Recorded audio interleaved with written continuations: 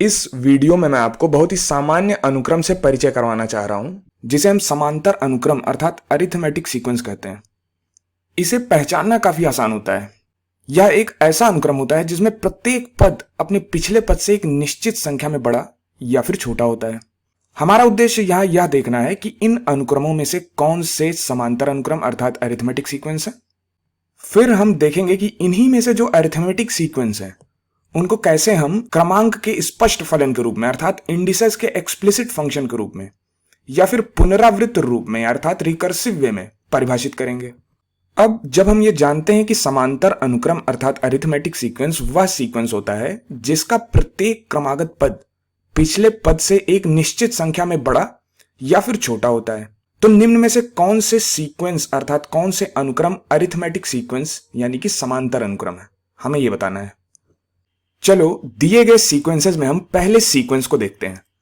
तो इस सीक्वेंस का पहला पद है -5 और -5 में जब हम 2 जोड़ेंगे तो हमें -3 मिलेगा।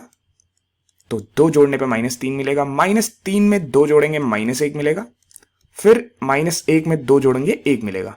तो यहां पर हम स्पष्ट रूप से देख पा रहे हैं कि यह एक अरिथमेटिक सीक्वेंस है क्योंकि हम हर बार समान संख्या को जोड़ रहे हैं। अब इस अनुक्रम को परिभाषित करने के बहुत सारे तरीके हैं। सबसे पहला तरीका है स्पष्ट फलन के रूप में परिभाषित करना अर्थात इंडिसेस के एक्सप्लिसिट फंक्शन के रूप में इसे परिभाषित करना। तो हम इसको परिभाषित करते हैं a सब n से। पिछली बार हमने सब k से परिभाषित किया था, इस बार हम सब n से परिभाषित करते हैं। मतलब a के नीचे हमने n को लगाया है और n कहां से कहां जा रहा है, तो n बराबर 1 से शुरुआत हो रहा है और ये सीक्वेंस रुक नहीं रहा है, ये अनंत तक जा रहा है, इसलिए n बराबर 1 से लेके अनंत तक जाएंगे आप। जहां पर an क्या है, an n का एक फलन है, n का एक स्पष्ट फलन है। अब इसको कैसे हम ज्ञात करेंगे कि ये n का कौन सा फलन होगा, तो इसे ज्ञात करने के लिए हम यहां -5 से देखते हैं कि हमने -5 से शुरुआत करी और दूसरा पद प्राप्त करने के लिए हमने 2 को एक बार जोड़ा -5 में। तीसरा पद प्राप्त करने के लिए हमने -5 में 2 को 2 बार जोड़ा है। चौथा पद प्राप्त करने के लिए हमने -5 में 2 को 3 बार जोड़ा है। इसका मतलब जिस पद को हमें प्राप्त करना है, जैसे कि nवां पद मान लेते हैं, यदि हमें प्राप्त करना है तो हम 2 को -5 में n-1 बार जोड़ेंगे, क्योंकि चौथा पद प्राप्त करने के लिए हमने कितनी बार जोड़ा था, 4 से 1 कम 3 बार। तीसरा पद प्राप्त करने के लिए हमने 2 को कितनी बार जोड़ा था, 3 से 1 कम, यानी कि 2 बार 2 को जोड़ा था। तो ऐसे nवां पद प्राप्त करने के लिए हम 2 को कितनी बार जोड़ेंगे, n से 1 कम n-1 बार हम 2 को जोड़ेंगे। इसलिए an क्या होगा, an होगा -5 प्लस 2 गुणे n-1।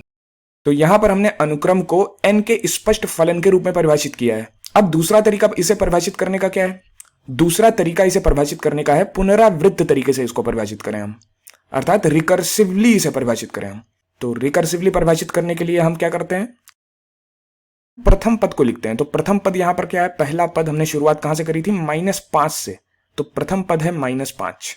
अब इसके आगे का क्रमागत पद क्या होगा, इसके क्रमागत पद को हम लिखेंगे यानी कि सक्सेसिव टर्म को हम लिखेंगे an बराबर उसका पूर्ववर्ती पद an-1 अर्थात प्रीवियस टर्म, an का प्रीवियस टर्म an-1 प्लस 2। मतलब हमने किसी पद के पूर्ववर्ती पद में अगर 2 को जोड़ दिया तो हमें वह पद मिल जाएगा।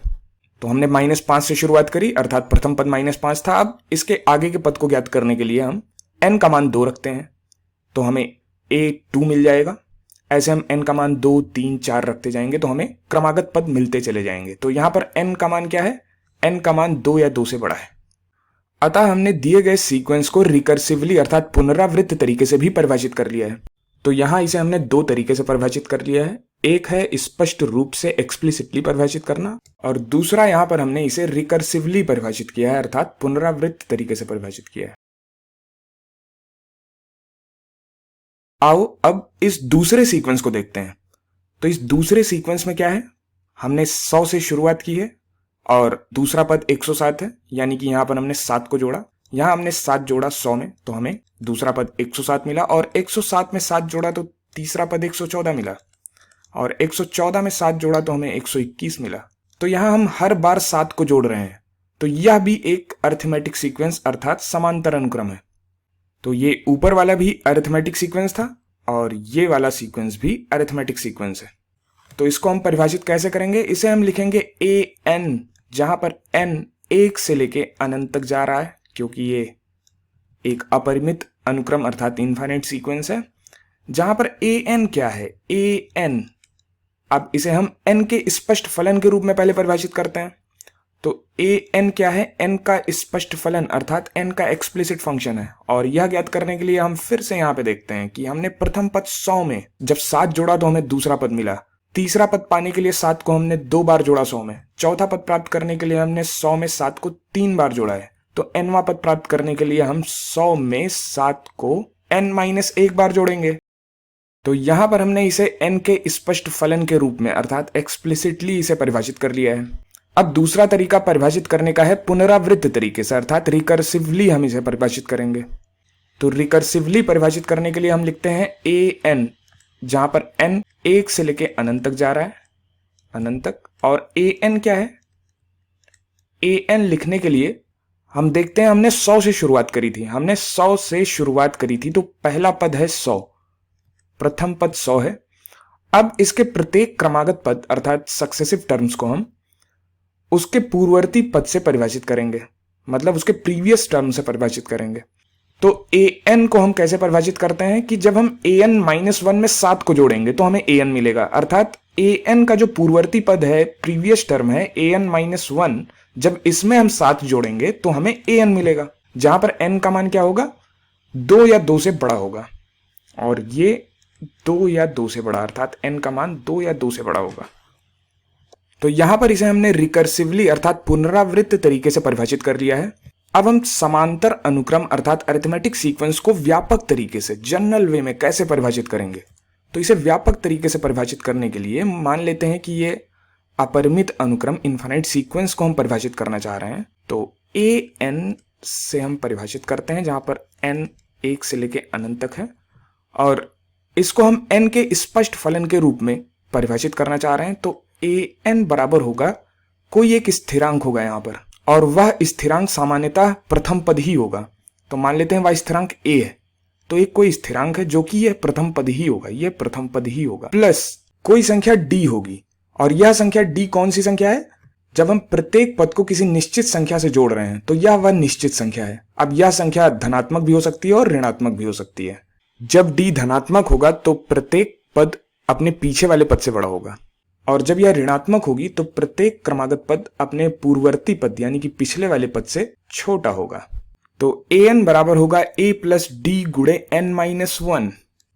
तो ये समांतर अनुक्रम को परिभाषित करने का एक तरीका है। अब इस पहले वाले यदि हम केस में देखें, पहले वाली परिस्थिति को देखें, तो यहां पर जो स्मॉल ए है वो -5 है और डी 2 है, क्योंकि पहले वाले सीक्वेंस में हम 2 ही बार बार जोड़ रहे थे। तो डी यहां पर 2 है और प्रथम पद चूंकि -5 था तो स्मॉल ए जो है -5 है।